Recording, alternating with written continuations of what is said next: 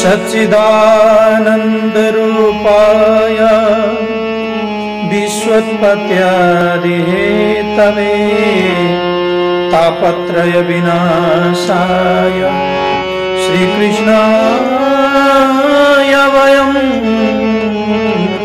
नमः। गुरुः ब्रह्मा गुरुः विष्णु गुरुः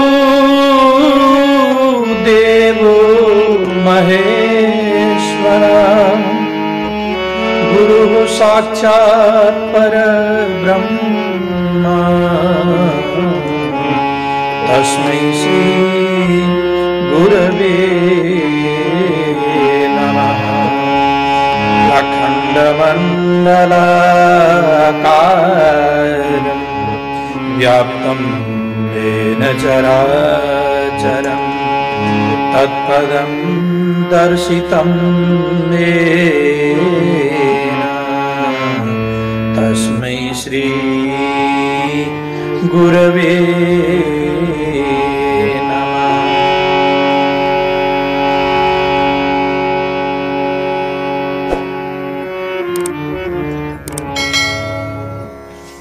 अकारण करुणा वरुणालय भक्तवांछा कल्पतरुपतित पावन सच्चिदानंद घन वृंदावन विहारी ब्रजनंदन नंदन त्रिलोकीनाथ उन्हें परब्रह्म परमात्मा गोलोकवासी भगवान श्री कृष्ण को वांगमय मूर्ति वाणीमय मूर्ति जो बृहन नारदीय पुराणबाट उद्धृत गरिएको पुरुषोत्तम मास महात्मा युट्युब को माध्यम द्वारा मेरा साथमा जोडिनु हुने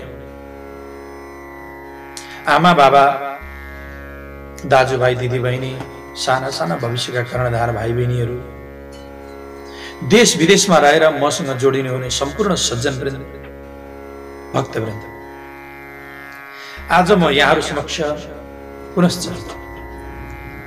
पुरुषोत्तम मास महात्म्यको त्रयोदश अध्याय अथवा 13औं अध्यायको प्रसङ्गलाई लिएर यहाँहरू समक्ष म उपस्थित भइसकेको छु। हामीले 12औं अध्यायको प्रसङ्गलाई थोरै हामी जोड्ने कोसिस गर्नेछौँ। मेधावी राजाकी छोरी जसले पुरुषोत्तम मासको अनादर गरेका कारणले गर्दा उनको जन्म पछि गएर पाञ्चाली अथवा द्रौपदीका रूपमा भएको छ। वरदान उनले त्यसरी प्राप्त गरेकी थिइन्। भगवान भोले बाबाका मुखारविन्दबाट वरदान प्राप्त गरेकी थिइन्। कारण थियो पुरुषोत्तम मासको अपमान। अनि भगवान श्री कृष्णले पाण्डवहरूलाई सम्झाएर अब पुरुषोत्तम मासको व्रतलाई गर भनेर अराउनु भयो। अनि भगवान श्री कृष्ण आफ्ना द्वारकातिर प्रस्थान गर्नुभएको छ। त्यस पछाडि गएर थोरै यहाँ प्रसङ्ग जोडिएको छ। एउटा पहिले कुनै समयमा एकजना दृढधनुवा नाम गरेका राजा पैदा भएका थिए र जसले पुरुषोत्तम मासको व्रत गर्नाले खूब वैभव आदि प्राप्त गरे, खूब सारा उनले सुख समृद्धि आदि प्राप्त गरेका छन् भनेर वर्णन गरिएको थियो। त्यति बेलामा ऋषिहरूले सूतजी महाराजसँग प्रश्न गर्दै भन्न थाले, सूत सूत महाभाग वदनु वदताम्बर दृढधन्वा कथं प्राप पुरुषोत्तम सेवना पुरुषोत्तम सेवना। हे सूतजी महाराज, बोल्नहरूमा तपाईं साह्रै श्रेष्ठ हुनुहुन्छ भनेर ऋषिमुनिहरूले प्रश्न गर्दै हुनुहुन्छ। दृढधनुवाले पुरुषोत्तमको सेवा गरेर कल्याणकारी राज्य, छोरा नाति, पनातिनीहरू, सुन्दर स्त्री कसरी प्राप्त गर्न उनी सामर्थ्य भएका छन्।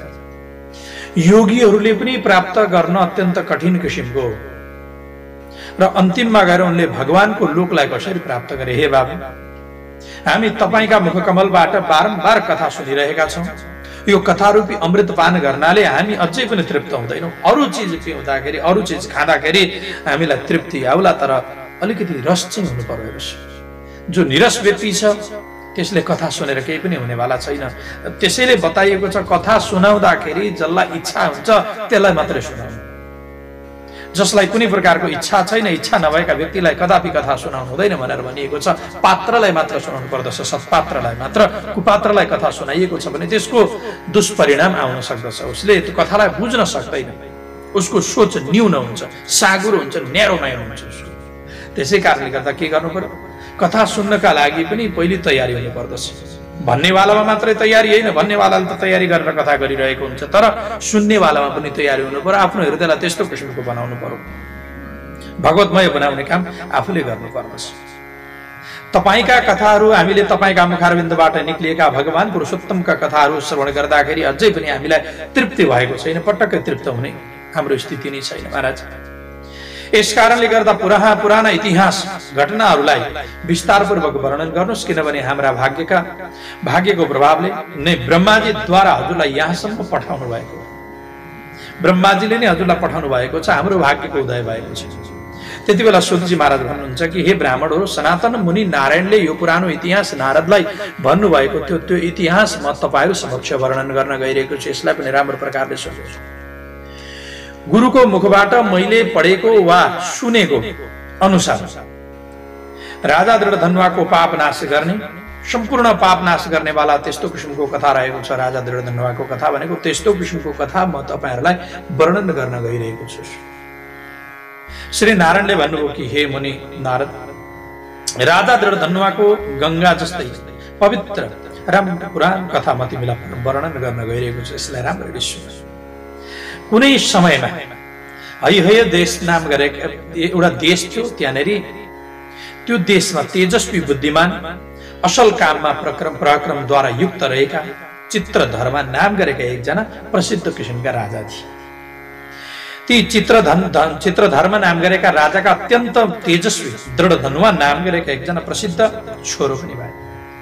त्यो छोरो सम्पूर्ण गुणद्वारा परिपूर्ण, सत्यवादी, धर्मात्मा, पवित्र, ठुला किसिमको वक्षस्थल भएको, चुपच्याप्टो छाती भएको, अत्यन्त शक्ति सम्पन्न, लामा किसिमका हात भएको, भुजा भएको, तेजस्वी, जे जति गुणहरू हुनुपर्ने हो पुरुषमा ती सम्पूर्ण गुणहरूद्वारा युक्त किसिमको बिस्तारै युवानी अवस्थालाई उनले प्राप्त गरे। चतुर त्यो ती जुन दृढधनुवा छन्, उनले गुरुकुलमा गएर उनले पढ्ने गर्दथे। एकैचोटि भनेकै भरमा पढिसकेका कुराहरू उनी छर्लङ्ग रूपले बुझ्ने गर्दथे र पाठ बुझाउँदाखेरि पनि बुझाउने गर्दथे। प्रसन्नतापूर्वक व्याकरण आदि 6वटा अङ्ग सहित 4 वेद पढेर गुरुलाई दक्षिणा आदि दिएर, दक्षिणाद्वारा गुरुजीलाई पनि प्रसन्न पार्ने काम गरेका छन्। विधिपूर्वक उनलाई पूजा गरेर, विदा मागेर गुरुका आज्ञाद्वारा ती बुद्धिमान दृढधनुवा आफ्ना पिताजीका नगरतिर प्रस्थान गर्दछ। सज्जन, पहिलेको गुरुकुलीय परम्परा र अहिलेको गुरुकुलीय परम्परामा धेरै अन्तर छ। अहिले त गुरुकुलीय परम्परा छैन, अहिले त स्कुलीय परम्परा भयो। गुरुकुलीय रहेन, पहिले फिस बुझाउनु पर्छ अनि पढाउन थालिन्छ। यस्तो छ स्थिति। र उसले पास गरोस् नगरोस् मतलब छैन, पाठ बुझाओस् नबुझोस् मतलब छैन, अङ्कसँग मतलब छ। त्यो व्यक्तिले के गर्ला पछि गएर। र हाम्रो जुन प्राचीन गुरुकुलीय परम्परा थियो त्यसमा के थियो भने उसको कस्तो किसिमको योग्यता छ, योग्यता अनुसारको उसको बुद्धि मेधा कस्तो किसिमको छ, त्यो किसिमको विषय पढाइन्थ्यो। अब आजकल उसको बुद्धि होस् नहोस् जबरजस्ती उसलाई त्यतापट्टि हामीले धकेल्ने काम गर्दछौँ। त्यसै कारणले गर्दा अहिलेको शिक्षाले व्यक्तिमा प्रभाव नपार्नुको कारण त्यो यो र आध्यात्मिकता सिकाउँदैन। अहिलेको शिक्षाले केवल भौतिकता कसरी रुपियाँ कमाउनु त्यो मात्रै सिकाइरहेको छ। आध्यात्मिकता, सबैको कल्याण कसरी हुन्छ, भगवानलाई कसरी प्राप्त गर्न सकिन्छ,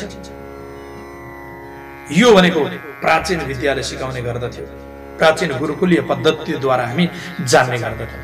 यस्तो किसिमको गुरुकुलीय पद्धतिमा उनले पढेर गुरुजीलाई दक्षिणा आदि दिएर त्यो दृढधनुवा नाम गरेका राजा लागेका छन् आफ्ना नगरतिर।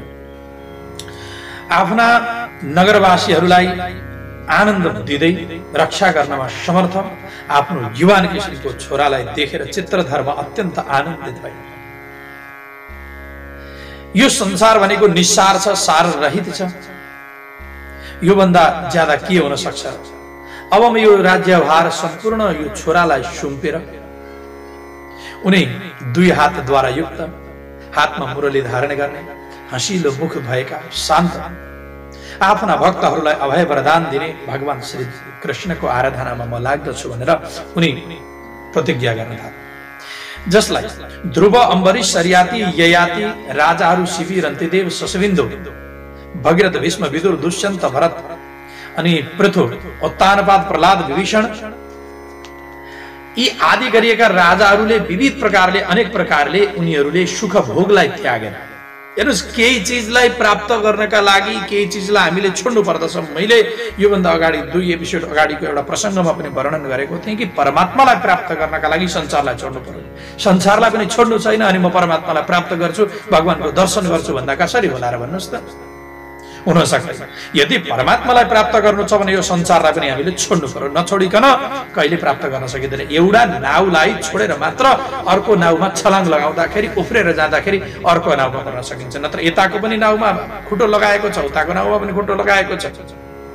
हावाको झोका यस्तो किसिमको आउँछ, वायुको वेग यस्तो किसिमको आउँछ कि त्यो व्यक्ति समुद्रमा पछारिन पुग्छ। त्यसै कारणले गर्दा संसारलाई त्याग्ने, परमात्मातिर जाने।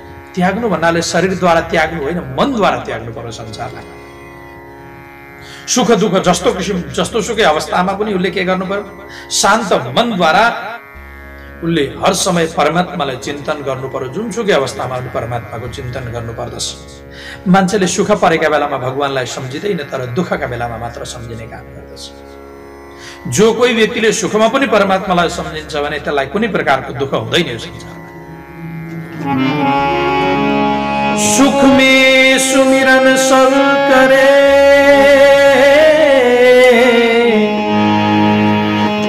दुख में सुमिरन सब करे, सुख में करे न कोई, जो सुख में सुमिरन करे तो दुख का को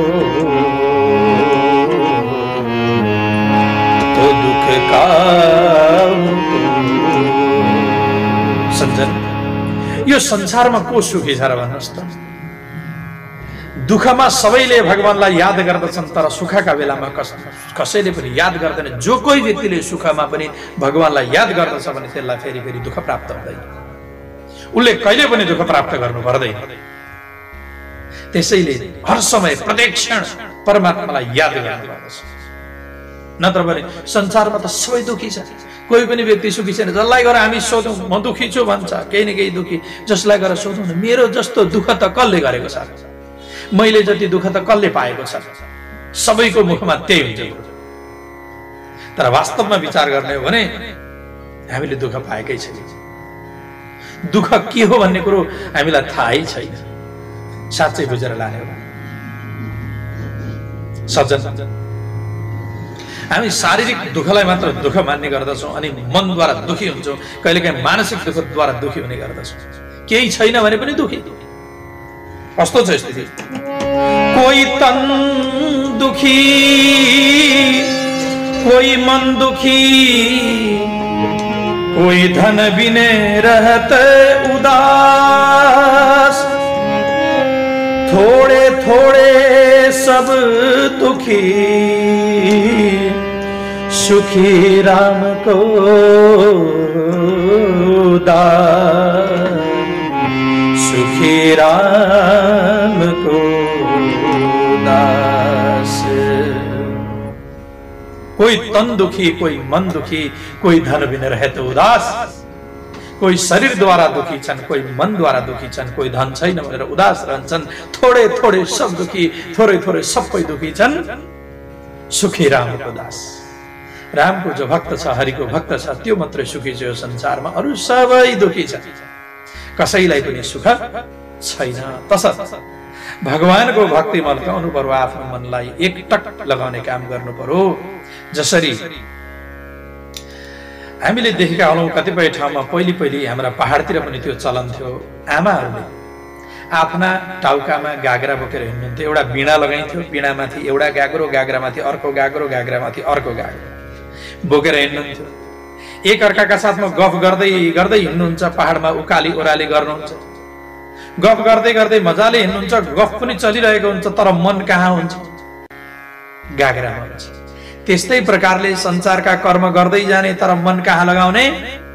परमात्मामा लगाउने। तन से कर्म करो विधि नाना, मन राखो जहाँ कृपा निधाना। शरीरद्वारा विविध प्रकारका कर्महरू गर्दै जाने, तर मन कहाँ राख्ने? उनी परब्रह्म परमात्मामा राख्ने काम गर्नु पर्दछ। त्यसो भएपछि हामीलाई कुनै प्रकारको अप्ठ्यारो पर्दैन, अनि सुख पाइन्छ, अनि आनन्द पाइन्छ।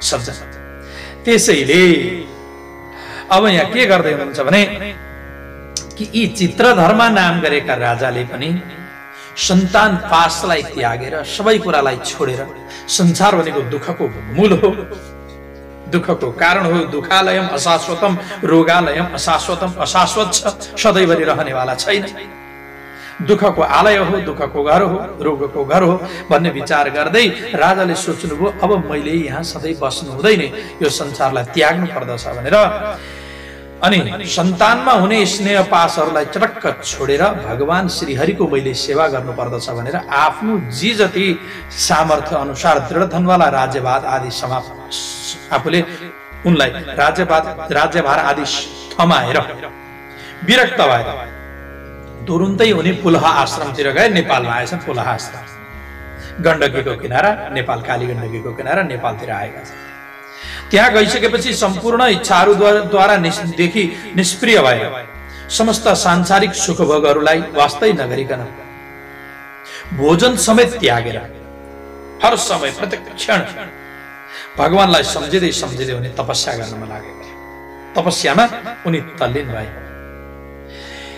केही काल तपस्या गर्दै गर्दै गएपछि चित्रधर्मा राजा भगवान श्री हरिको धामतिर प्रस्थान गर्दछन्। तब दृढधनवाले पनि आफ्ना बाबुको वैष्णवी गतिलाई प्राप्त गरेको थाहा पाइसकेपछि अनि बाबुमा आफ्ना पिताजीमा भक्ति भएका कारणले गर्दा विद्वानहरूको वचनमा रहनेवाला, विद्वानहरूले भने अनुसार कर्म गर्नेवाला त्यस्ता दृढधनवाले बाबुको विष्णु लोकको पाएको कुरा, उनले विष्णु लोकलाई पाइसकेको कुरा थाहा पाएपछि हर्ष र बाबुका वियोगका कारणले गर्दा शोक, रुन्चे आँसु। एउटा त विष्णु लोकलाई प्राप्त गर्नुभयो पिताजीले भन्ने एक प्रकारको हर्ष भयो, अर्को पिताजीको वियोग भयो, त्यसैले गर्दा त्यहाँ दुःख पनि भएको छ। र श्रद्धाका साथमा आफ्ना बाबु पिताजीको सम्पूर्ण और्ध्वदेहिक आदि कर्म गर्नुभएको छ। अनि नीतिशास्त्रमा चतुर राजाले अत्यन्त राम्रो पवित्र पुष्करावर्तक नामक नगरमा रहेर राज्य गर्न थाल्नु भएको छ। विदर्भ राजाकी छोरी त्यो बेला पृथ्वीमा सबैभन्दा राम्री मानिएकी थिइन्। शील स्वभावमा अत्यन्त गुणयुक्त सुन्दरी र तिनको नाम गुणसुन्दरी नाम थियो। जो स्त्री थिइन् तिनले राम्रा चतुर गुणी, जसकी स्त्री जो दृढधनवा नाम गरेका राजा छन् उनकी पत्नीको नाम थियो गुणसुन्दरी। तिनले चतुर गुणी छोराहरूलाई जन्म दिने काम गरेकी छन्, जो सबै लक्षणले युक्त भएका, अत्यन्त विख्यात पनि भए। तर तिनीहरूको नाम के राखिएको छ?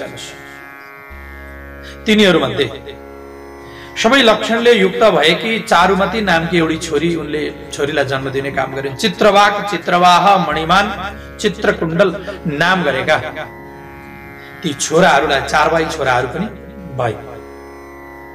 र राजा दृढधनवा पनि आफ्ना गुणहरूद्वारा प्रसिद्धि, शान्त स्वभावका, क्षमाशील, असल, नियममा रहनेवाला, सुन्दर, गुणी, शूर, एकदम वीर किसिमका, ऐश्वर्यशाली, असल किसिमका स्वभावका, वेद वेदांग सबैलाई जान्नेवाला, बोल्नमा बाकपटक थिए, धनुर्विद्यामा निपुण किसिमका थिए। अनि काम, क्रोध, लोभ, मोह, मदमात्सर्य आदिलाई जसले जितिसकेको छ, शत्रुका समूहहरूलाई उनले जित्न सकेका। कुन शत्रु त भन्दाखेरि काम, क्रोध, लोभ, मोह, मदमात्सर्य आदि गरिएका यी शत्रुहरूलाई जित्नमा सामर्थ्य भएका। पृथ्वी जस्तै सहनशील, समुद्र जस्तै गम्भीर, ब्रह्माजी जस्तै सबैप्रति समान किसिमको व्यवहार गर्नेवाला, महादेव जस्तै सधैँभरि प्रसन्न चित्त रहनेवाला, एउटै पत्नीमा रहनेवाला एक पत्नी व्रता राम जस्तै, अति उग्र पराक्रमी, मानव दोस्रो कार्तवीर्य हुन् जस्तै यस्ता किसिमका बडा धर्मात्मक थिए। श्री नारायणले भन्नुभयो कि कुनै दिन राति सुतेका बेलामा ती राजालाई बडा चिन्ता भयो, यत्रो वैभव मैले कहाँबाट प्राप्त गरेँ, कुन पुण्यका कारणले गर्दा? यो जन्ममा त मैले यस्तो किसिमको कुनै पनि कर्म गरेको छैन। यो जन्ममा मद्वारा यस्ता किसिमका उत्तम किसिमका कुनै पनि प्रकारका कर्महरू मद्वारा भएका छैन। के कारणले गर्दा, कुन जन्मको पुण्यका कारणले गर्दा मैले यसरी यत्रो वैभव आदि प्राप्त गर्न सकेँ भनेर रातभरि सोचेर उनको बितेर गयो। भोलिपल्ट बिहान उज्यालो भयो, सबै कर्मबाट निवृत्त हुनुभएको छ, स्नान आदि गर्नुभयो, विधिपूर्वक उदाउँदै गरेका सूर्यलाई अर्घ आदि दिने काम गर्नुभएको छ। अनि भगवान भोले बाबा अंश स्वरूप सूर्यलाई जलदान गर्नुभयो, अर्घ जलदान आदि गर्नुभएको छ। भगवान भोले बाबा आदिको उपासना गर्नुभएको छ। त्यस पछाडि गएर ब्राह्मणहरूलाई दान दिएर ब्राह्मणहरूका चरण कमलमा नमन गर्दै गर्दै घोडामा अश्वमाथि आरूढ भएर आखेट खेल्ने इच्छाद्वारा उहाँ लाग्नुभयो जङ्गलतिर। त्यसै जङ्गलमा दृढधनुवाले बाणद्वारा हानेको एउटा कुनै मृग बाणै लिएर कतै झाडीतिर उ गयो, हरायो र रगतको बगेको धारालाई, रगतका ती थोपाहरूलाई विचार गर्दै गर्दै त्यसका पछि पछि लाग्नुभयो।